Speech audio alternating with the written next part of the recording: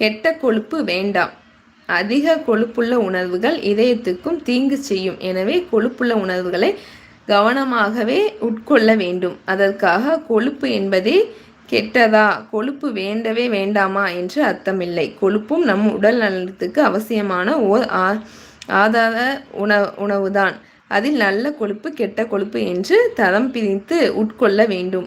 அளவு முறையிலும் அக்கறை அவசியம். பொதுவாக கொழுப்பு சத்து தாவரங்களிடமிருந்து கிடைக்கின்றது, விலங்குகளிடமிருந்தும் கிடைக்கின்றது. இவற்றில் இடமிருந்து கிடைக்கும் கொழுப்பு